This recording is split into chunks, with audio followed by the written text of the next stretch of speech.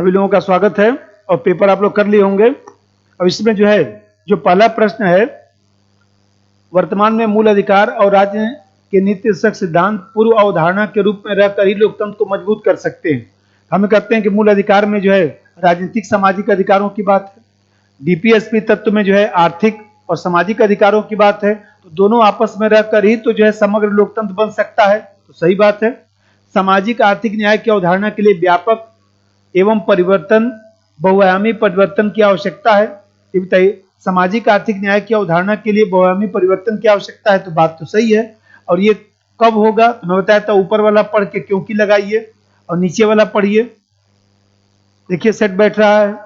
इसी प्रकार से नीचे वाला पढ़ के ऊपर वाला लगाइए और इसलिए लगाइए, सेट बैठ रहा है। तो क्या होगा? व्याख्या करेगा, ए होगा। दूसरा प्रश्न चलिए, अभी सब तो मिला लिए होंगे आप लोग। इसमें मान लीजिए स्त्रियों को प्रसूति सहायता, इसमें 42 ए का 3 हो गया। कृषि और पशुपालन संगठन, तो कृषि और पशुपालन संगठन 48 हो गया, ये 4 हो गया। फिर आप लोग कार्यपालिका से न्यायपालिका का पृथक्करण 50 1, ये 2 हो गया। तो क्या आंसर हो जाएगा? 1। अगला प्रश्न चलिए, इसमें नीति सिद्धांतों का प्रवर्तन निर्भर है। ये बताइए, अरे भाई जितना संसाधन होगा उतना ही तो न्यायालय द्वारा प्रवर्तनीय तो है नहीं। जब न्यायालय द्वारा प्रवर्तनीय नहीं है तो यही लगाइए, सरकार के पास उपलब्ध संसाधनों पर जन सहयोग से क्या होगा? संसद में प्रभावी विपक्ष पर, न्यायालय पर। अरे भाई न्यायालय द्वारा प्रवर्तनीय नहीं तो न्यायालय तो हो ही नहीं सकता है। अगला प्रश्न चलिए, अनुच्छेद 51 में व्यवस्था है। तो अनुच्छेद 51 में जो व्यवस्था है तो लिख रहा है असत्य कथन। ये बताइए, अंतर्राष्ट्रीय शांति और सुरक्षा अभिवृद्धि, सही बात है। राष्ट्रों के बीच न्याय संगत और सम्मानपूर्ण संबंधों को बनाए रखना, ये भी बात सही है। पश्चिमी देशों के साथ शत्रुतापूर्ण नीति, ये कहां लिखा है? उदी बोला था कि अनुच्छेद 51 में 4 बात लिखा होगा, वो चारों बात रट लीजिएगा।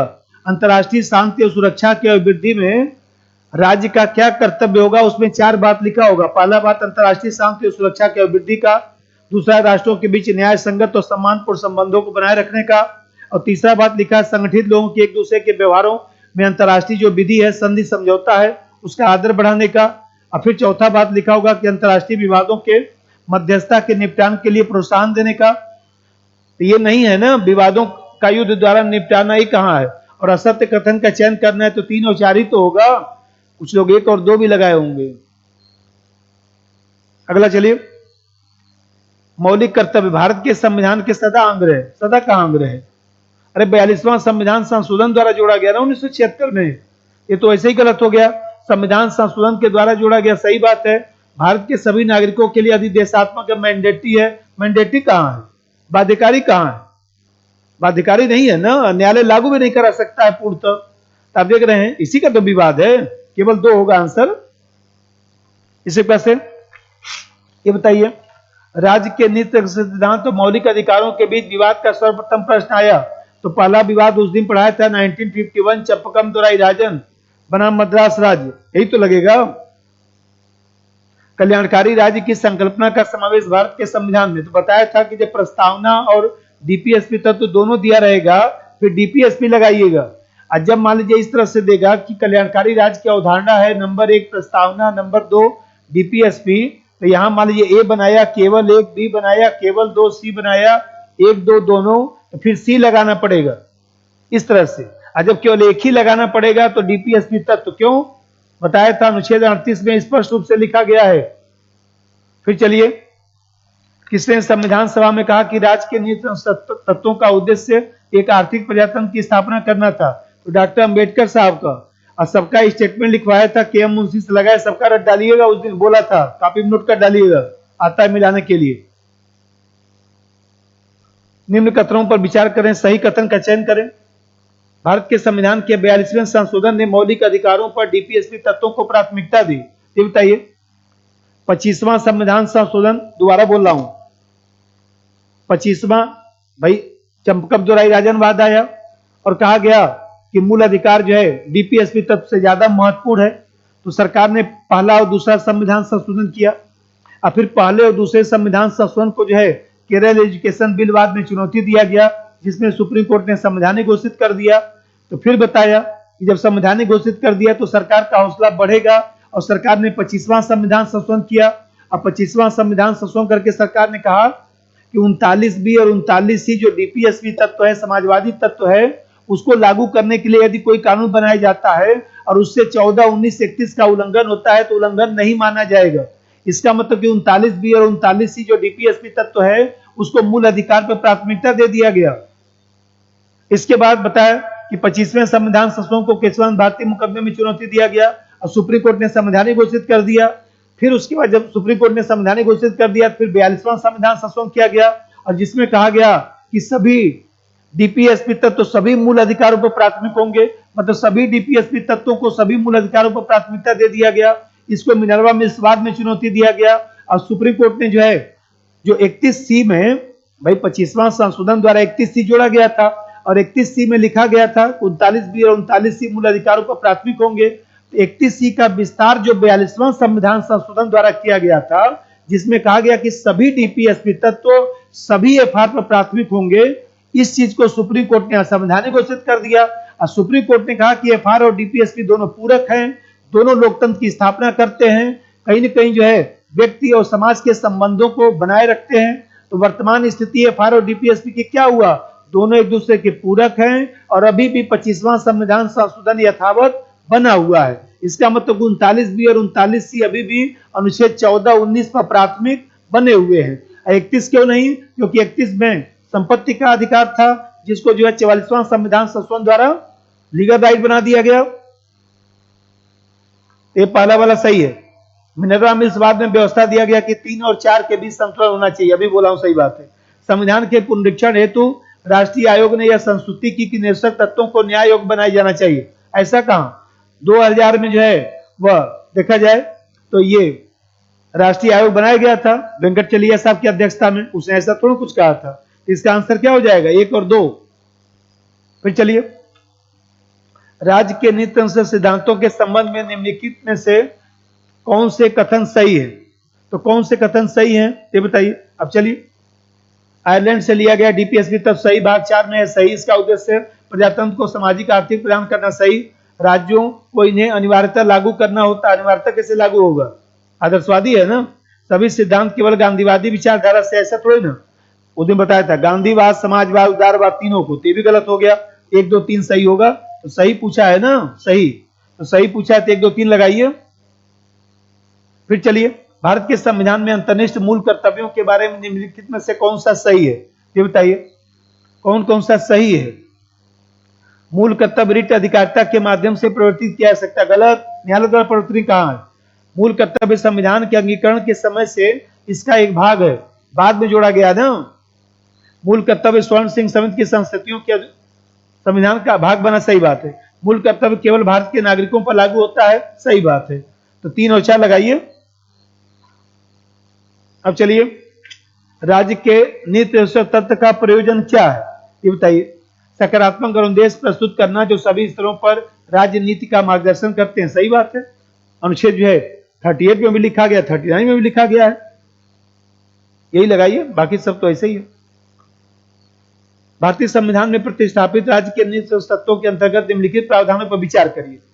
अब यहां विचार करिए, भारतीय नागरिकों के लिए समान नागरिक संहिता, ये बताइए। इसमें गांधीवादी सिद्धांत निकालना है, ये तो उदारवादी सिद्धांत हो गया, ये तो होगा नहीं। ग्राम पंचायतों, सही, गांधीवादी विचार। और ग्रामीण क्षेत्रों में कुटीर उद्योगों की स्थापना, सही। सभी कर्मकारों के लिए अवकाश और सांस्कृतिक, ये तो समाजवादी हो गया, ये समाजवादी हो गया। तो इसका आंसर क्या हो जाएगा, 2 और 3। भारतीय संविधान द्वारा प्रदत्त नागरिकों के मूल कर्तव्यों में निम्नलिखित में से क्या है, ये बताइए। अब यहां पर मूल कर्तव्य में क्या क्या दिया गया, बोला था कि मूल कर्तव्य को थोड़ा रट डालिएगा तभी न समझ में आएगा। तो मिश्रित संस्कृति, ये तो सही है। सामाजिक अन्याय से कमजोर वर्गों की रक्षा, ये कहां लिखा है। वैज्ञानिक मनोदशा, सही है। व्यक्तिगत सामूहिक कार्यकलाप, उत्कृष्टता, सही बात है। यहाँ 1, 3, 4 आंसर होगा। इसको तो मिला लिए होंगे, इसमें थोड़ा सा मैं घुमा दिया हूं, ये ध्यान रखिए। मूल कर्तव्य तो 100% सही होगा ना। 42वां संविधान संशोधन थी, 1 का 3 हो गया। जब 1 का 3 हो गया तो यही लगाइए। अब देखिए, अब बाकी सब बैठ जाएगा। 3 हो गया, मान लीजिए आपने लिख दिया 4, आपने लिख दिया 1, आपने लिख दिया 2। ये बताइए मूल ढांचे का सिद्धांत 1। तो मूल ढांचे का सिद्धांत केशवानंद भारती मुकदमे में दिया गया था, लेकिन इसकी चर्चा मिनर्वा मिल्स केस में भी तो हुआ था। कौन सा आफत आ गया, उसे मिला दीजिए। एकदम रिजिड होकर नहीं होना चाहिए। ये बताइए, मान लीजिए संसद मूल अधिकारों में संशोधन कर सकती है, तो संसद मूल अधिकारों में संशोधन कर सकती है, तो केशवानंद भारती मुकदमे में भी तो कहा गया था। भाई हमें कहते 24वें संशोधन को केशवानंद भारती मुकदमे में चुनौती दिया गया था। संसद कहा था ना केशवानंद भारती मुकदमे में सुप्रीम कोर्ट ने कि संसद एफआर में संशोधन कर सकती है, शर्त यह है कि मूल ढांचे का उल्लंघन नहीं होना चाहिए। तो इसका आंसर ए होगा। क्वेश्चन गलत नहीं है, कुछ लोग गलत भी बता रहे होंगे। चलिए ठीक है, तो हम लोग जो है फंडामेंटल ड्यूटी तक कर दिए थे। अब हम लोग केंद्र सरकार शुरू करते हैं। तो देखिए केंद्र सरकार में हम लोग को क्या क्या पढ़ना है। तो पहला चीज तो ये पढ़ना है कि जितने भी संवैधानिक पदाधिकारी है उस पर चर्चा करना है। जितने भी संवैधानिक पदाधिकारी, राष्ट्रपति, उपराष्ट्रपति, लोकसभा अध्यक्ष, महान्यायवादी, चाहे कैग, चाहे प्रधानमंत्री, चाहे उप प्रधानमंत्री, चाहे संसदीय सचिव, इस तरह के जितने भी पद हैं पहले तो उस पर चर्चा किया जाएगा।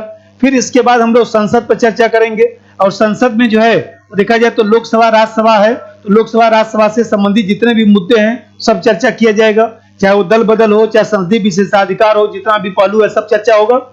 फिर तीसरा चीज इसमें आता है विधेयक। तो विधेयक में हम लोग क्या करेंगे कि जैसे सिंपल बिल क्या होता है, मनी बिल क्या होता है, अमेंडमेंट बिल क्या होता है, फाइनेंशियल बिल क्या होता है, दोनों में क्या अंतर है, इस तरह से सबका अंतर पढ़ा जाएगा। तो इसमें जितने भी अंतर हो सकते हैं सब इसमें अंतर पढ़ा जाएगा। फिर इसके बाद जो संसदीय प्रक्रिया है, चाहे प्रश्नकाल है, चाहे समितियां हैं, चाहे प्रस्ताव है, संकल्प है, नियम है, सब पढ़ा जाएगा। और जितना केंद्र सरकार में हम लोग सिलेबस है सब पढ़ा जाएगा। तो सबसे पहला काम हम लोग राष्ट्रपति शुरू करते हैं। ये राष्ट्रपति जो शुरू करेंगे, तो देखिए ये जो राष्ट्रपति के बारे में हम लोग पढ़ेंगे, तो यहां पर ध्यान रखिए कि हम लोगों को पीटी में जो है दो चीज जानना है। एक तो इसका सामान्य पहलू जानना है, राष्ट्रपति के बारे में सामान्य पहलू जानना है, और दूसरा जो है राष्ट्रपति के संदर्भ में कार्य और शक्तियां जानना है। ये दो चीज जानना है। तो सामान्य पहलू का मतलब यह है कि जैसे मान लीजिए राष्ट्रपति का जो है कार्यकाल क्या होता है, शपथ, चाहे नियुक्ति, चाहे चुनाव, चाहे वेतन, हटाने की प्रक्रिया, ये सब जितनी बात है या योग्यता, जितना भी चीज है उसको हम लोग सामान्य पहलू कहते हैं। और फिर कार्य शक्तियों में राष्ट्रपति को जो भी शक्ति प्रदान किया गया उसको, तो ये हम लोग सामान्य पहलू पहले शुरू करते हैं, फिर इसके बाद कार्य शक्ति पढ़ा जाएगा। तो देखिए सामान्य पहलू में ध्यान रखिए कि मैं आप लोगों को पहले क्लास में पढ़ाया था। अब जो लोग आज पढ़े होंगे पहला क्लास से शुरू करिएगा, पहला भी वीडियो देखते रहिएगा। तो संसदीय व्यवस्था में बताया था, और संसदीय व्यवस्था में क्या बताया था? संसदीय व्यवस्था में बताया था कि राष्ट्रपति जो है नाम मात्र का प्रमुख है, और मंत्रिपरिषद वास्तविक प्रमुख है।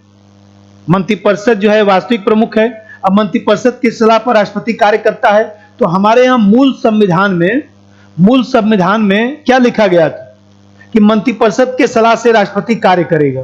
फिर आपको ध्यान होगा कि 42वां संविधान संशोधन द्वारा हमारे यहाँ ये कह दिया गया 1976 में कि जो मंत्रिपरिषद है उसकी सलाह से ही राष्ट्रपति कार्य करेगा। इसका मतलब कि मस्ट भी शब्द का प्रयोग कर दिया गया, मस्ट भी शब्द का प्रयोग कर दिया गया। इसका मतलब ये हुआ कि कहीं न कहीं राष्ट्रपति मंत्रिपरिषद की सलाह से ही राष्ट्रपति कार्य करेगा, जरूरी आवश्यक। अब जानते हैं कि सबसे बड़ी समस्या कि एक बार मंत्रिपरिषद ने कोई सलाह दिया तब तो राष्ट्रपति अब बाध्य है मानने के लिए। लेकिन ध्यान रखिए कि राष्ट्रपति राज्यपाल के लिए कहीं पर भी संविधान में समय सीमा का उल्लेख नहीं है, आया भी था इस बार। तो आप देखते हैं कि जैसे मान लीजिए अब 44वां संविधान संशोधन जो किया गया जनता पार्टी सरकार ने जो किया 1978 में, तो आप देखते हैं कि उसने कहा कि भाई मंत्रिपरिषद की जो सलाह है वो राष्ट्रपति मानेगा, लेकिन राष्ट्रपति एक बार पुनर्विचार के लिए भेज सकता है, और यदि दोबारा मंत्रिपरिषद उसी बात को भेजता है तो राष्ट्रपति मानने के लिए बाध्य है। इसका मतलब कि वर्तमान स्थिति क्या हो गया? वर्तमान में मंत्रिपरिषद और राष्ट्रपति के मध्य क्या संबंध हो गया कि मंत्रिपरिषद के सलाह से राष्ट्रपति कार्य करेगा, राष्ट्रपति एक बार पुनर्विचार के लिए भेज सकता है, और दोबारा यदि मंत्रिपरिषद विचार करके भेजता है तो राष्ट्रपति मानने के लिए बाध्य है, लेकिन समय सीमा का उल्लेख नहीं है। तो संसदीय व्यवस्था होने के कारण मंत्रिपरिषद की सलाह से राष्ट्रपति कार्य करता है। एक बार राष्ट्रपति भेज सकता है, लेकिन दोबारा मंत्रिपरिषद यदि उसी सलाह को भेजता है तो राष्ट्रपति मानने के लिए बाध्य है, लेकिन समय सीमा का कहीं पर भी उल्लेख नहीं है। और यहां पर जो है आपको दो तीन चीज और ध्यान रखना है कि जैसे अनुच्छेद 53(1) है, तो 53(1) में क्या कहा गया है कि संघ की कार्यपालिका शक्ति राष्ट्रपति में निहित होगी, और वह इसका प्रयोग इस संविधान के अनुसार स्वयं या अपने अधीनस्थ अधिकारियों के द्वारा करेगा। तो ये शब्द ध्यान रखना है, पिछले साल पूछ रखा है, देखिएगा, स्वयं या अधीनस्थ अधिकारियों के द्वारा, ये सही बात है। अब फिर देखिए, तो ये जो शब्द होता है वो थोड़ा सा शब्द पर भी हम लोग को गौर करना चाहिए। जो जो अनुच्छेद है मैं बताता रहूंगा, आप लोग भी थोड़ा सा उस पर ध्यान रखते रहिएगा। जैसे मान लीजिए अभी हम लोग आगे पढ़ेंगे, जैसे अनुच्छेद जो है 74, तो अनुच्छेद 74 में क्या कहा गया है भाई, ये जो मैं समझाया हूं ये कहां पर लिखा गया है?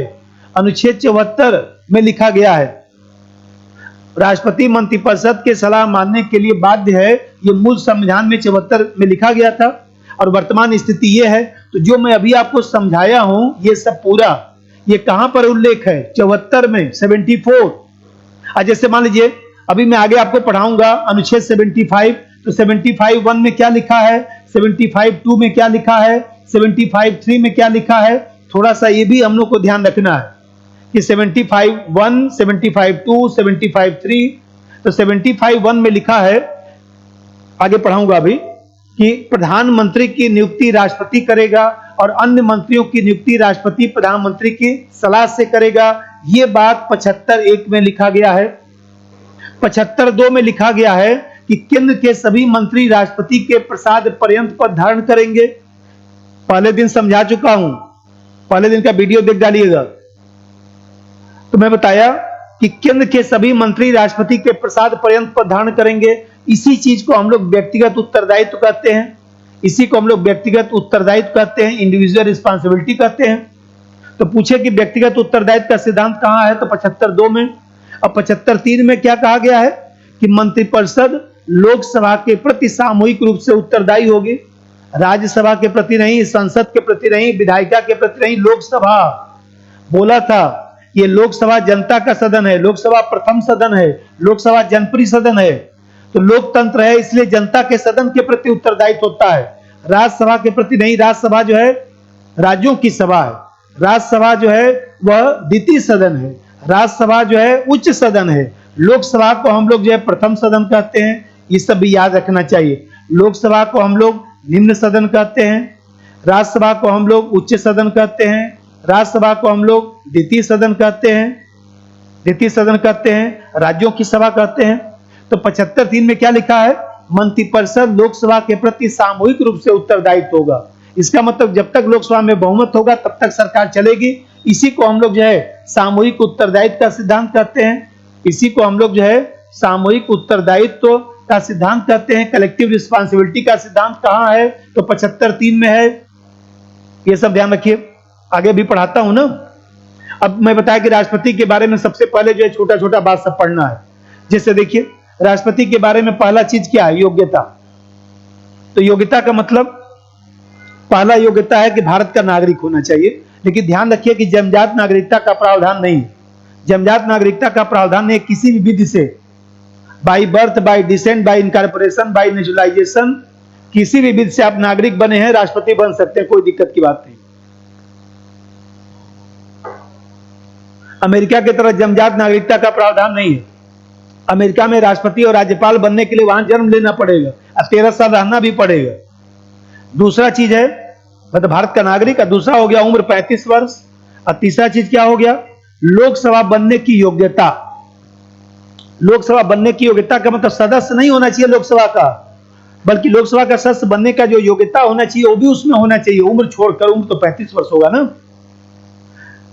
अब जस्ट देखिए, मान लीजिए कोई लोकसभा का सदस्य है, राष्ट्रपति बन गया, तो लोकसभा की सदस्यता जो है राष्ट्रपति जिस दिन बनेगा, जिस दिन शपथ लेगा, उस दिन से लोकसभा की सदस्यता समाप्त हो जाएगी। और फिर चौथा इसमें योग्यता है कि लाभ का पद धारण न करता हो। आगे मैं पढ़ाऊंगा, अनुच्छेद 102 के तहत लाभ के पद शब्द का उल्लेख है, लेकिन सुप्रीम कोर्ट ने लाभ के पद को परिभाषित किया है। और लाभ के पद का निर्धारण कौन करता है, तो केंद्र सरकार, राज्य सरकार दोनों करता है, राष्ट्रपति राज्यपाल दोनों करता है। तो यहां पर लाभ का पद धारण न करता हो, ये 4 योग्यताएं हैं जो आपको याद होनी चाहिए। अब यहां पर देखिए पदावधि, पदावधि कैसी होनी चाहिए ये बताइए। राष्ट्रपति जो है पद ग्रहण करने की तिथि से, एक बात ध्यान रखिएगा, पद ग्रहण करने की तिथि से, चुनाव से नहीं। जिस दिन शपथ लेता है उसी दिन देखिए शपथ लिया, अब बैठने से पहले देखिए हस्ताक्षर करता है तो पद ग्रहण करता है, तो पद ग्रहण करने की तारीख से जो है 5 वर्ष होता है।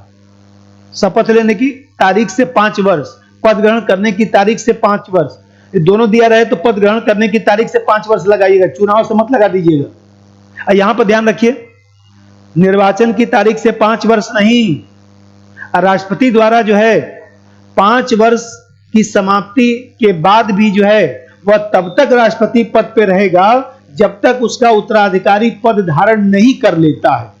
इसका मतलब यह हुआ कि 5 वर्ष के लिए चुना जाएगा, लेकिन 5 वर्ष से ज्यादा भी रह सकता है। अब फिर मैं बताया अभी कि यहां पर ध्यान रखिए कि जैसे पदावधि हो गया, अब मान लीजिए शपथ की व्यवस्था, शपथ तो बताया था ना कि राष्ट्रपति 3 चीज की शपथ लेता है। एक तो संविधान के अनुरक्षण की शपथ लेता है, राष्ट्रपति संविधान के संरक्षण की शपथ लेता है, राष्ट्रपति संविधान के प्रतिरक्षण की शपथ लेता है, अनुरक्षण की शपथ लेता है, इसका मतलब प्रिजर्व की शपथ लेता है, प्रिजर्व करने की शपथ लेता है, संरक्षण मतलब प्रोटेक्ट की शपथ लेता है, और प्रतिरक्षण मतलब डिफेंड की शपथ लेता है। डिफेंड जिसको बोलते हैं डिफेंड करना, तो डिफेंड की भी शपथ लेता है। अब यहां पर देखिए भाई, राष्ट्रपति 3 चीज की शपथ लेता है, अनुरक्षण, संरक्षण और प्रतिरक्षण, कि संविधान को जैसे अचार को प्रिजर्व करके रखते हैं वैसे संविधान को प्रिजर्व करके रखेगा, संविधान का प्रोटेक्ट करेगा, और जो भी उसको शक्ति दिया गया उसके हिसाब से उसको डिफेंड करेगा। ये 3 शपथ का प्रावधान केवल राष्ट्रपति के लिए है। और राष्ट्रपति किसके समक्ष शपथ लेता है? तो सुप्रीम कोर्ट के मुख्य न्यायाधीश के समक्ष शपथ लेता है। और यहां पर ध्यान रखिए कि शपथ का प्रावधान बता चुका हूं पहले दिन। शपथ का प्रावधान जो है वो देखा जाए तो हमारे यहां कौन सी अनुसूची है? तो शपथ के प्रावधान के लिए जो है अनुसूची में प्रावधान नहीं है, बल्कि अनुच्छेद में प्रावधान है। और किस अनुच्छेद में शपथ का प्रावधान है राष्ट्रपति के लिए? अनुच्छेद 60 में प्रावधान है। और राष्ट्रपति, उपराष्ट्रपति और राज्यपाल तीनों का जो है अनुसूची में उल्लेख नहीं है। जो हम लोग की अनुसूची हो उस अनुसूची में इसका उल्लेख नहीं है, बल्कि देखा जाए अब जैसे गवर्नर है तो गवर्नर शपथ किस अनुच्छेद के तहत लेता है? 159, उस दिन लिखवाया था सब। उपराष्ट्रपति किस अनुच्छेद के तहत शपथ लेता है? 69। ये ध्यान रखिएगा कि राष्ट्रपति और उपराष्ट्रपति, राज्यपाल के शपथ का प्रावधान अनुसूची में नहीं दिया गया है। कौन सी अनुसूची है? 3। शपथ 3 है ना, 2 नंबर वेतन है। अब तो रट डालते। आप देख रहे हैं, एक तो ये ध्यान रखिए, राष्ट्रपति का वेतन तो 5 लाख रुपए प्रति महीने। कहां से दिया जाता है? तो संचित निधि से। आगे मैं आपको समझाऊंगा। अब यहां पर देखिए, अब हटाने की प्रक्रिया क्या है? ये जितना भी छोटा छोटा बात है सब पढ़ना है। जैसे हटाने की प्रक्रिया, अब हटाने की प्रक्रिया जरा सा समझिए। देखिए, हटाने की जो प्रक्रिया है तो उसमें आपको 2 चीज ध्यान रखना है कि हटाने की प्रक्रिया को हम लोग क्या कहते हैं? महाभियोग कहते हैं। तो महाभियोग इंपीचमेंट कहते हैं। तो इंपीचमेंट कहां से लिया गया है? अमेरिका से लिया गया है। अब राष्ट्रपति को हटाने के लिए 14 दिन की पूर्व सूचना, 14 दिन की पूर्व सूचना दिया जाता है। और 14 दिन की पूर्व सूचना दिया जाता है, राष्ट्रपति को सूचना दिया जाएगा। और यहां पर देखिए, जो हटाने का जो आधार है, तो संविधान में केवल एक ही आधार लिखा गया है, संविधान का अतिक्रमण। संविधान का अतिक्रमण केवल एक आधार लिखा गया है। और 14 दिन की पूर्व सूचना देकर जो है वो देखा जाए तो यहां पर, और इंपीचमेंट शब्द का प्रयोग केवल राष्ट्रपति के लिए किया जाता है और किसी पद के लिए नहीं। महाभियोग जैसी प्रक्रिया, अरे भाई शाहरुख खान अलग है, शाहरुख खान जैसा लगना अलग हो गया ना। तो महाभियोग जैसी प्रक्रिया तो फिर जैसे ही है। महाभियोग शब्द का प्रयोग सिर्फ राष्ट्रपति के लिए। और यहां पर मान लीजिए लोकसभा है, राज्यसभा है, तो किसी भी सदन में आ सकता है, कोई भी सदन पहले ला सकता है। यहां पर ध्यान रखिए कि लोकसभा लाएगा तो 1/4 सदस्यों का हस्ताक्षर चाहिए, 1/4 सदस्यों का हस्ताक्षर चाहिए। और राज्यसभा लाएगा तो यहां पर भी 1/4 सदस्यों का हस्ताक्षर चाहिए, 1/4 सदस्यों का हस्ताक्षर चाहिए। और यहां पर ध्यान रखिए कि जब मान लीजिए लोकसभा द्वारा लाया गया, मान लिया कि लोकसभा द्वारा लाया गया, तो यहां पर लोकसभा लाएगा तो मामला किसके पास आएगा? स्पीकर के पास आएगा। अब स्पीकर के पास आएगा, लोकसभा अध्यक्ष के पास आएगा, तो यहां पर जो है लोकसभा अध्यक्ष क्या करेगा? लोकसभा अध्यक्ष सीधे मतदान करवाएगा। लोकसभा अध्यक्ष सीधे मतदान करवाएगा तो किस बहुमत से? कुल सदस्य संख्या में से 2/3 पक्ष में मतदान करें। ये विशेष बहुमत नहीं है, ये साधारण बहुमत नहीं है। यहां पर कुल सदस्य संख्या में से 2/3 पक्ष में मतदान करें। कुल सदस्य संख्या में से 2/3 पक्ष में मतदान करें, ये ध्यान रखिएगा। मान लीजिए 543 संख्या है, इस समय वर्तमान में कितना हुआ? 543। तो 543 में से 2/3 पक्ष में मतदान कर दें सीधा, उपस्थिति नहीं है। इसका मतलब कि 380 से ज्यादा, मोटा मोटी गुणा भाग कर लीजिएगा, तो 380 से ज्यादा सीधा पक्ष में मतदान करें तब पारित होगा। अब यहां पर लोकसभा ने पारित कर दिया, अब स्पीकर इसके बाद हस्ताक्षर कर देगा। ये कहां जाएगा? राज्यसभा के पास जाएगा। और यहां राज्यसभा के पास जाएगा तो ध्यान रखिए कि राज्यसभा जो है वो देखा जाए तो राज्यसभा जांच आयोग के रूप में कार्य करेगा। राज्यसभा जांच आयोग के रूप में कार्य कर भी सकता है, नहीं भी कर सकता है। राज्यसभा जांच आयोग बना सकता है, नहीं भी बना सकता है। अब जांच आयोग यदि बनाएगा तो सुप्रीम कोर्ट का चीफ जस्टिस जांच आयोग का अध्यक्ष होगा। पहला तो कंसेप्ट क्लियर करिए। अब जांच आयोग बनाया गया, और जांच आयोग बनाया गया तो जांच आयोग ने कह दिया कि ये जो आधार है संविधान का अतिक्रमण इससे ग्रसित है, तब तो कार्रवाई आगे चलेगा, अन्यथा कार्रवाई वहीं बंद हो जाएगा। अब कार्रवाई आगे चलेगा तो फिर वही कुल संख्या में से 2/3 पक्ष में मतदान करें। कुल संख्या में से 2/3 पक्ष में मतदान करें। अब ये पारित हो गया। इसके बाद जो है जब पारित हो जाएगा तो जिस दिन पारित होगा उस दिन से राष्ट्रपति का पद जो है वो रिक्त हो जाएगा। अब महाभियोग की प्रक्रिया कहां पर है? तो 61 में दिया गया है, बस वो भी ध्यान रखना है, 61 में। अब यहां पर ध्यान रखिए, अमेरिका में राष्ट्रपति को हटाने की प्रक्रिया थोड़ी अलग। अमेरिका से महाभियोग तो हम लोग लिए हैं, लेकिन अमेरिका में राष्ट्रपति को हटाने की प्रक्रिया अलग है। अमेरिका में ध्यान रखिए कि मान लीजिए अमेरिका में, यूएसए में राष्ट्रपति को हटाना है, महाभियोग चलाना है, तो वहां पर जो आधार है वो आधार जो है बहुआयामी है। संविधान का अतिक्रमण, अनैतिकता सब बिल क्लिंटन से लगाए ट्रंप साहब तक सब पर आया। इसका मतलब आधार में भी हमारे यहाँ केवल एक आधार है और अमेरिका में बहुआयामी आधार है। अब फिर आप देखते हैं कि अमेरिका में राष्ट्रपति को हटाना है तो वहां पर सबसे पहले प्रस्ताव हाउस ऑफ रिप्रेजेंटेशन में आएगा, प्रतिनिधि सभा में आएगा, वहां 2/3 बहुमत से पारित होगा।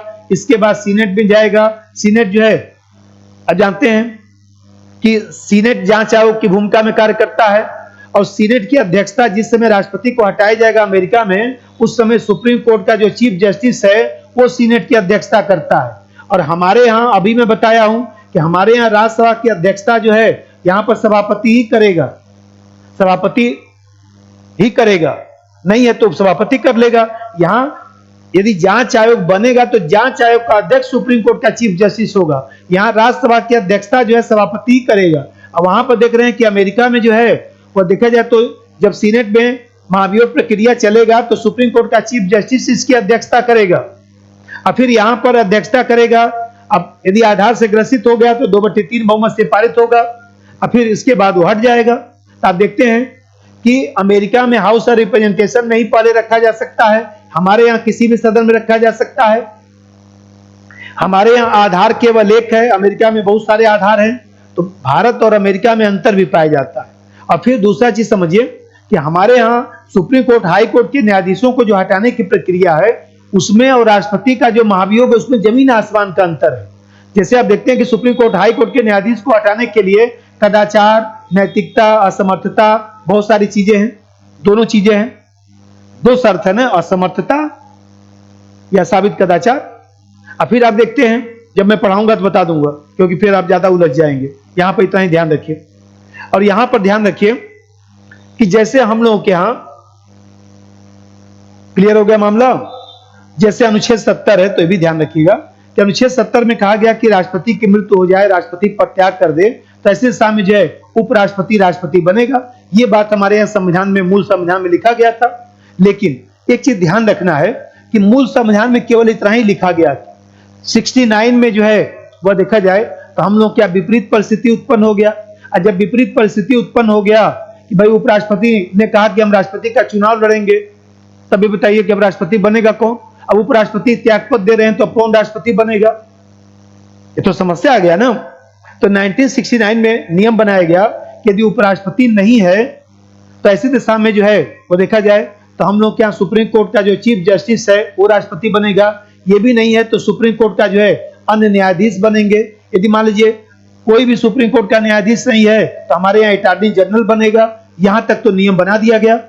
और फिर कोई भी व्यक्ति अधिकतम 6 माह तक ही राष्ट्रपति बन सकता है। क्यों? क्योंकि 6 महीने के भीतर चुनाव कराना अनिवार्यता है। और यहाँ पे एक चीज ध्यान रखिए, अमेरिका में अलग स्थिति है। अमेरिका में राष्ट्रपति का मृत्यु हो गया और उपराष्ट्रपति यदि अमेरिका में राष्ट्रपति बनता है तो अमेरिका में शेष अवधि के लिए बनेगा। अमेरिका में शेष अवधि के लिए बनेगा, हमारे यहां अधिकतम 6 माह के लिए बनेगा। दोनों में अंतर भी है। अब जैसा समझिए, यहां पर थोड़ा सा हम लोग को ध्यान रखना है। जैसे मान लीजिए चुनाव व्यवस्था, तो चुनाव व्यवस्था के बारे में भी थोड़ा सा चर्चा कर देता हूं। एक तो बताया महाभियोग में अंतर है भारत अमेरिका में कि आधार भारत में केवल एक आधार है, अमेरिका में बहुआयामी आधार है।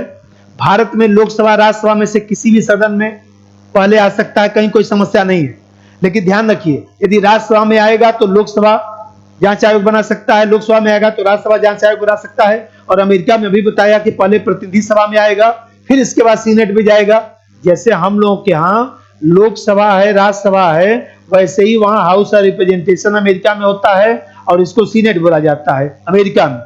और फिर आप जानते हैं कि ब्रिटेन में इसी को जो है वो हाउस ऑफ कॉमन्स बोलते हैं। और जैसे हम लोग क्या राज्यसभा है तो वहां पर हाउस ऑफ लॉर्ड बोलते हैं, लॉर्ड सभा या कॉमन सभा।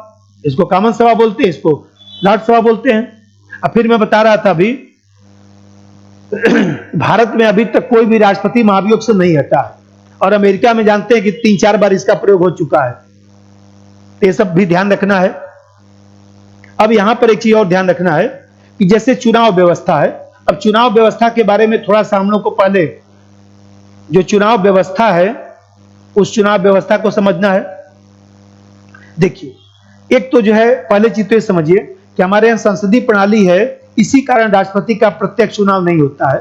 हमारे यहाँ अप्रत्यक्ष चुनाव की व्यवस्था है। जैसे मान लीजिए राष्ट्रपति का चुनाव है तो राष्ट्रपति का चुनाव लोकसभा, राज्यसभा और विधानसभा के निर्वाचित सदस्य भाग लेते हैं, निर्वाचित सदस्य भाग लेते हैं। हमारे यहाँ जनता जो है वो देखा जाए तो लोकसभा के सदस्यों का चुनाव करती है, विधानसभा के सदस्यों का चुनाव करती है। तो आप देख रहे हैं कि ये लोग मिलकर जो है राष्ट्रपति का चुनाव करते हैं। तो राष्ट्रपति का चुनाव कैसे हो गया? अप्रत्यक्ष हो गया। अब अमेरिका में समझिए थोड़ा सा, अमेरिका में राष्ट्रपति का चुनाव कोलेजियम करता है, कोलेजियम करता है। अब कोलेजियम जो है हाउस ऑफ रिप्रेजेंटेशन और सीनेट नहीं होता है। कोलेजियम जो है वो देखा जाए तो अलग व्यवस्था है। कोलेजियम ये नहीं है, अलग व्यवस्था है। और वहां पर जैसे 637 कोलेजियम में सदस्य हैं तो ये जनता जो है कोलेजियम का चुनाव करती है। और जब कोलेजियम में 637 सदस्य चुन लिए जाते हैं और जिसको बहुमत मिलता है वो राष्ट्रपति बनता है। और जब राष्ट्रपति चुन लिया जाता है इस कोलेजियम को समाप्त कर दिया जाता है, इस कोलेजियम को समाप्त कर दिया जाता है। तो अब देखा जाए तो राष्ट्रपति का संपर्क सीधे जो है जनता से हो गया, इसलिए इसको प्रत्यक्ष व्यवस्था कहा जाता है। तो अमेरिका के राष्ट्रपति का चुनाव प्रत्यक्ष होता है लेकिन लगता अप्रत्यक्ष है। अरे बीच में बादल था, कोलेजियम था तो खत्म हो गया। हम लोग क्या राष्ट्रपति चुन लिया गया तो लोकसभा, राज्यसभा, विधानसभा बना रहता है। इसलिए राष्ट्रपति का संपर्क जो है, इसलिए राष्ट्रपति का संपर्क भारत की जनता से नहीं सीधे हो पाता है, इसलिए अप्रत्यक्ष कहा जाएगा। दूसरा चीज देखिए, हमारे यहां निर्वाचक मंडल में कौन कौन होगा? लोकसभा, राज्यसभा, विधानसभा के निर्वाचित सदस्य होंगे। और निर्वाचक मंडल की बात, ये जो निर्वाचक मंडल है, इस निर्वाचक मंडल की बात किस अनुच्छेद में किया गया? 54। ये भी थोड़ा सा ध्यान रखा करिएगा।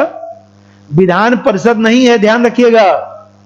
मान लीजिए मैं कहूं कि ऐसा कौन सा सदन है जो चुनाव में भाग लेता है लेकिन महाभियोग प्रक्रिया में भाग नहीं लेता? तो विधानसभा, क्योंकि लोकसभा, राज्यसभा चुनाव में भी भाग लेता है और जो है महाभियोग में भी भाग लेता है, लेकिन विधानसभा केवल चुनाव में भाग लेता है। देखिए, हमारे यहाँ 70वां संविधान संशोधन जो किया गया था 1992 में, तो 70वां संविधान संशोधन द्वारा कहा गया कि दिल्ली, पांडिचेरी जहां पर भी विधानसभा है, अब तो जम्मू कश्मीर में भी हो गया, तो दिल्ली, पांडिचेरी विधानसभा के निर्वाचित सदस्य जो है निर्वाचक गण में शामिल होंगे। ये बात हमारे यहाँ 70वां संविधान संशोधन द्वारा कहा गया। और यहाँ पर जो है आप जानते हैं, एक चीज और बताएं कि भाई चुनाव होता है तो चुनाव के बाद जो है अधिसूचना जारी की जाती है। ये बताइए, लोकसभा राज्यसभा के चुनाव की अधिसूचना, नोटिफिकेशन, अधिसूचना कौन जारी करता है? आप तो बताएंगे निर्वाचन आयोग ना, राष्ट्रपति जारी करता है। मान लीजिए विधानसभा और विधान परिषद के चुनाव की अधिसूचना कौन जारी करता है? राज्यपाल जारी करता है। चुनाव आयोग मत लगा दीजिएगा। और फिर यहाँ पर जो लोकल गवर्नमेंट है, लोकल गवर्नमेंट, पंचायत का चुनाव है, चाहे नगर निकाय का चुनाव है, लोकल गवर्नमेंट का चुनाव है, तो इसकी अधिसूचना कौन जारी करेगा? गवर्नर जारी करेगा। यहाँ पर ध्यान रखिए, राष्ट्रपति और उपराष्ट्रपति के चुनाव की अधिसूचना कौन जारी करेगा? तब इलेक्शन कमीशन लगाइएगा, चुनाव आयोग। राष्ट्रपति उपराष्ट्रपति के चुनाव की अधिसूचना चुनाव आयोग जारी करता है। और इसी अधिसूचना में नामांकन पत्र भरने, नाम वापसी, मतदान की तारीख, इन सब बातों का उल्लेख होता है। और यहाँ पर मैं बताया कि कोई भी चुनाव होगा तो उस चुनाव में एक निर्वाचन अधिकारी होता है। तो यहाँ पर ध्यान रखिए कि राष्ट्रपति के चुनाव में जो है एक बार लोकसभा का महासचिव जो है, एक बार लोकसभा का महासचिव जो है, महासचिव जनरल सेक्रेटरी निर्वाचन अधिकारी होता है, आरओ होता है, रिटर्निंग ऑफिसर होता है। तो अगली बार जो है राज्यसभा का होता है, जिसे अभी चुनाव हुआ था द्रौपदी मुर्मू साहब का, तो चुनाव हुआ था, तो अभी के चुनाव में राज्यसभा का महासचिव आरओ था। पीसी मोदी साहब जो है वो देखा जाए तो निर्वाचन अधिकारी के रूप में थे।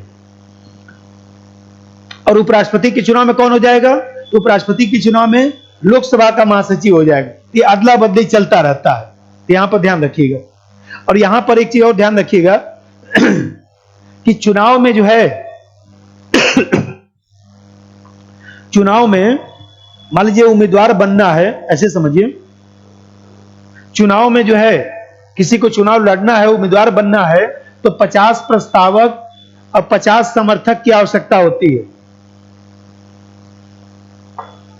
50 प्रस्तावक और 50 जो है समर्थक की आवश्यकता होती है। तो 50 प्रस्तावक और 50 समर्थक की आवश्यकता होगी। तो यहां पर एक चीज ध्यान रखिएगा कि प्रस्तावक और समर्थक अलग अलग होते हैं। अब प्रस्तावक समर्थक कहां से आएंगे? तो लोकसभा, राज्यसभा और विधानसभा के सदस्य होते हैं, निर्वाचित सदस्य, मनोनीत सदस्य नहीं। 50 प्रस्तावक और 50 समर्थक अलग अलग होना चाहिए। इसका मतलब 100, 50 प्रस्तावक और 50 समर्थक। 50 लोग प्रस्ताव रखेंगे कि ये राष्ट्रपति बने, और फिर 50 लोग इसका समर्थन करें, तभी आप राष्ट्रपति का चुनाव लड़ सकते हैं। और एक चीज ध्यान रखिएगा, राष्ट्रपति के चुनाव में निर्वाचित सदस्य भाग लेते हैं, लेकिन राष्ट्रपति को हटाने के संदर्भ में जो है निर्वाचित और मनोनीत दोनों सदस्य भाग लेते हैं। यह भी बात ध्यान रखिएगा। भाई निर्वाचन में तो केवल जो है राष्ट्रपति का चुनाव होगा तो उसमें केवल निर्वाचित सदस्य भाग लेंगे, और जो राष्ट्रपति को हटाने की प्रक्रिया चलेगी तो निर्वाचित और मनोनीत दोनों सदस्य भाग लेंगे। ये भी बात ध्यान रखिए। अब देखिए, राष्ट्रपति और उपराष्ट्रपति के चुनाव में यदि कोई समस्या आ जाता है तो उच्चतम न्यायालय में मामला दायर होगा, हाई कोर्ट में नहीं। और उच्चतम न्यायालय में जो उम्मीदवार है वही मामला दायर कर सकता है, या निर्वाचक मंडल का जो सदस्य है वो मामला दायर कर सकता है। हम लोग सामान्य नागरिक मामला दायर नहीं कर सकते हैं। और एक और ध्यान रखिए, राष्ट्रपति उपराष्ट्रपति का चुनाव यदि अवैध घोषित हो जाता है तो चुनाव के पहले जितना भी उसने कार्य किया है सब वैध माना जाएगा। पूछा था इस बार, पिछली बार भी लिखवाया था, फिर भी कुछ लोग गलत किए होंगे। तो आप देख रहे हैं, राष्ट्रपति उपराष्ट्रपति का चुनाव अवैध घोषित कर दिया जाता है सुप्रीम कोर्ट द्वारा, तो चुनाव के पहले तक जितना भी कार्य उसने किया है सब वैध माना जाएगा। और यहां पर एक बात और ध्यान रखिए कि पुनर्निर्वाचन पर कोई प्रतिबंध नहीं है। हमारे यहां चाहे जितनी बार आप राष्ट्रपति बन जाइए, अमेरिका में कोई भी व्यक्ति केवल 2 बार राष्ट्रपति बन सकता है। राष्ट्रपति का कार्यकाल अमेरिका में 4 वर्ष, 4 वर्ष और 4 वर्ष, और वहां पर आपातकाल के लिए 2 वर्ष की और व्यवस्था है। तो अधिकतम 10 वर्ष बन सकता है, लेकिन 2 कार्यकाल तक बन सकता है। मूल संविधान में नहीं था। अमेरिका के संविधान में 22वां संविधान संशोधन 1951 किया गया था, और उसके माध्यम से 2 कार्यकाल, रूजवेल्ट साहब 3 बार राष्ट्रपति बन चुके थे, उसके बाद ही इस प्रावधान को जोड़ा गया था। एक तो ये ध्यान रखिए। और यहां पर जैसे कोई चुनाव होता है तो जमानत राशि जमा होती है, तो जमानत राशि जमा होती है, तो हमारे यहाँ लोकसभा के लिए जमानत राशि कितना है? जनरल और ओबीसी के लिए जमानत राशि कितना है? 25,000 रुपया। और SC ST के लिए जमानत राशि 12,500 रुपया। विधानसभा के लिए जनरल और ओबीसी के लिए जो है जमानत राशि कितना है वर्तमान में? 10,000 रुपया। और SC ST के लिए जो है कितना है? तो 5,000 रुपया। इसी तरह से राष्ट्रपति और उपराष्ट्रपति के चुनाव के लिए जमानत राशि जो है वो 15,000 रुपया रखा गया है। इसमें जनरल, SC ST OBC सब नहीं, भेदभाव नहीं है, सब एक ही बात। 15,000 रुपया है। और ये 15,000 रुपया 1997 से ही चला रहा है। और 1997 से पहले जो है 2,500 रुपया था। और 1997 से पहले जो 50 प्रस्तावों को 50 समर्थक बताया उम्मीदवार बनने के लिए, तो 10 प्रस्तावों को 10 समर्थक की व्यवस्था थी। 1997 में व्यवस्था बदला है। और यहाँ जमानत राशि क्यों जमा होता है? आप जानते हैं कि कोई भी व्यक्ति कुल वैध मत का 1/6 मत यदि हासिल नहीं कर पाएगा, टोटल वैध मत का यदि 1/6 हासिल नहीं कर पाता है, तो उसकी जमानत राशि जब्त हो जाएगी। जैसे मान लीजिए 600 वोट है और 6, इसका मतलब कि 100 वोट यदि हासिल नहीं कर पाया, 100 से कम हासिल किया, तो उसकी जमानत राशि जब्त, जो पैसा जमा किया वापस नहीं मिलेगा। ये भी बात ध्यान रखिएगा।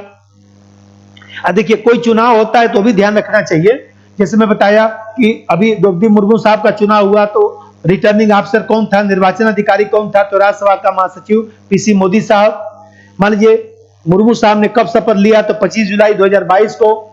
और इस बार जैसे सांसद के लिए जो मतदान किया गया, तो सांसद के लिए जो बैलेट बनाया गया था हरे रंग का बैलेट था, विधायकों के लिए नारंगी रंग का बैलेट था। थोड़ा सा राष्ट्रपति के बारे में भी जानना चाहिए कि सबसे कम उम्र की राष्ट्रपति है, पहली आदिवासी महिला राष्ट्रपति है, पहले झारखंड की गवर्नर थी, फिर राष्ट्रपति बनी है, कभी ये उपराष्ट्रपति नहीं रही है, सीधे राष्ट्रपति बनी है। सब थोड़ा बहुत ध्यान रखना चाहिए।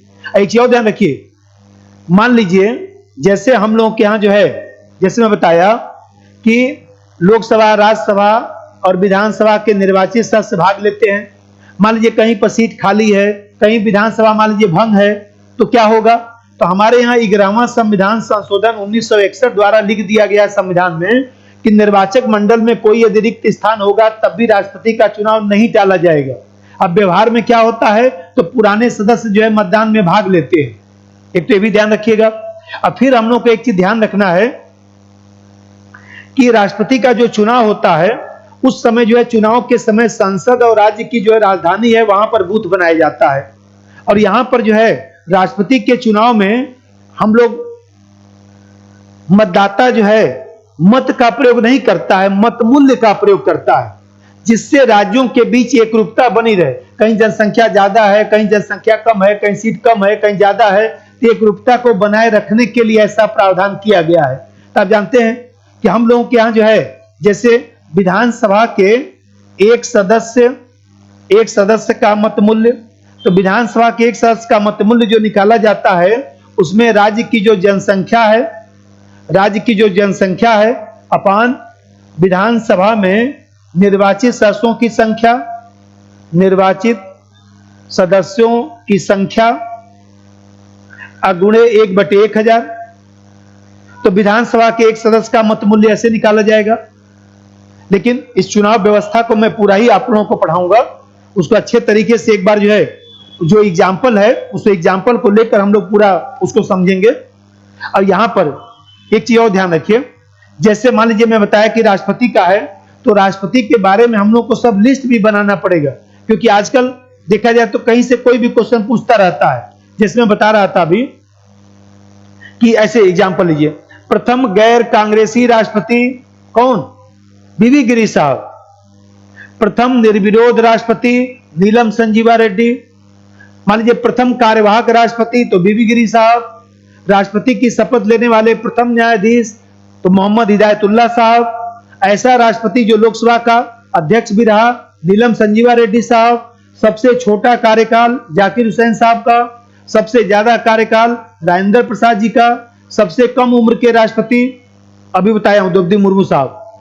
नीलम संजीवा रेड्डी मत लगा दीजिएगा, द्रौपदी मुर्मू लगाएगा सबसे कम। और सबसे ज्यादा उम्र के राष्ट्रपति वेंकट रमन। ऐसा राष्ट्रपति जो गुट निरपेक्ष आंदोलन का महासचिव था यानी जैल सिंह। तो आप देख रहे हैं कि अभी तक 16 बार राष्ट्रपति का चुनाव हुआ है। और जो राजेंद्र प्रसाद जी 2 बार थे ना, तो ये 15वां चुनाव माना जाएगा।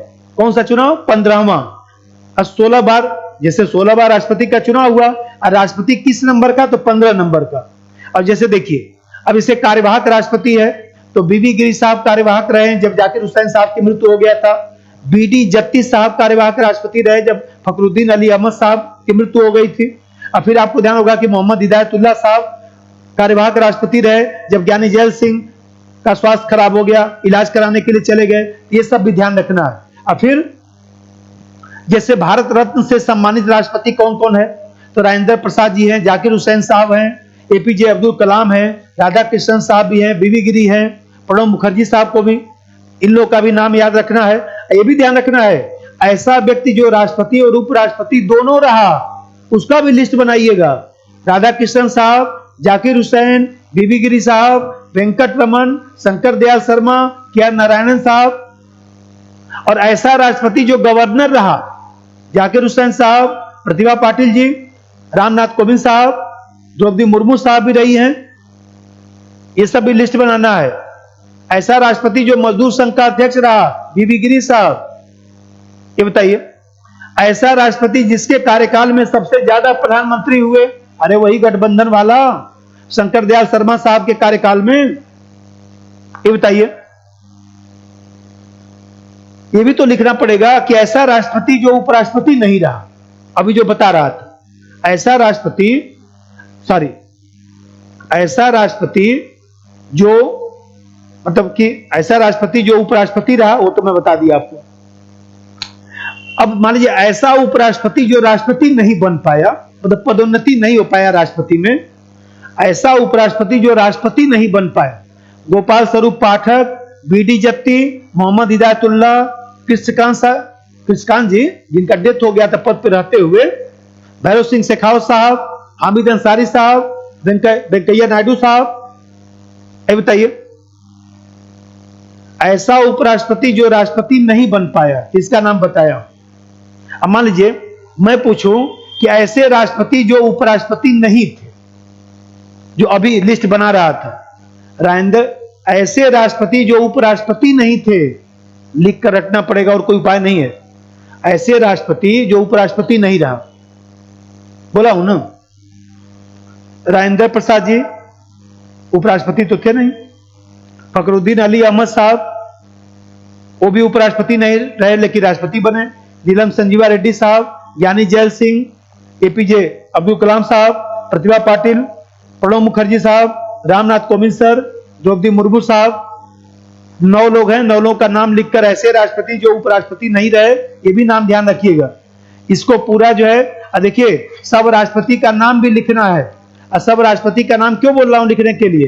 क्योंकि सब राष्ट्रपति का नाम लिखेंगे तो उसमें बोलेगा कि क्रम लगाइए, तो राष्ट्रपति का नाम लिखते समय जो है कार्यवाहक राष्ट्रपति को मत जोड़िएगा। उसमें 3 कार्यवाहक राष्ट्रपति हैं तो नंबर में नहीं जुड़ेगा। 1 2 मान लीजिए ये कार्यवाहक नहीं जुड़ेगा, ये कार्यवाहक नहीं जुड़ेगा, ये भी नहीं जुड़ेगा, फिर यहां लिखा है तो 3 ऐसे लिखा जाता है। यही बात ध्यान रखिएगा।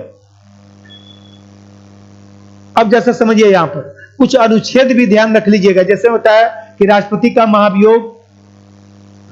महाभियोग किसमें? अनुच्छेद 61।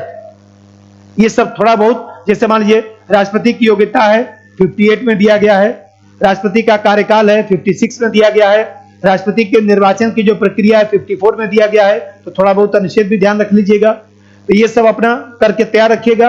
अब हम लोग क्या करेंगे कि राष्ट्रपति का जो चुनाव है उसको पूरा एक दिन एक वीडियो में मैं पढ़ाऊंगा। सभी लोगों का धन्यवाद। अगले वीडियो फिर मिलते हैं। ये जो मैं आज पढ़ाया हूं इसका टेस्ट जो है कब होगा? बोला हूं 3 दिन क्लास चलता है, ट्यूसडे, थर्सडे और सैटरडे। तो ये जो क्लास है आप लोगों का, आज थर्सडे है ना, तो आज थर्सडे हो गया, तो सैटरडे वाली क्लास में जो है और देखा जाए तो इसका मैं टेस्ट लूंगा, राष्ट्रपति का जो मैं पढ़ाया हूं। तो इसको जरा सा रिवीजन कर लीजिएगा। और इसी का टेस्ट में जो है सैटरडे को 6:30 बजे टेस्ट होगा। और सब लोग टेलीग्राम से रीयूनियन आईएएस पर जुड़ जाइए, उसी पर पेपर 6:30 बजे भेजूंगा। और फिर हम लोग सैटरडे को मिलते हैं। सभी लोगों का धन्यवाद।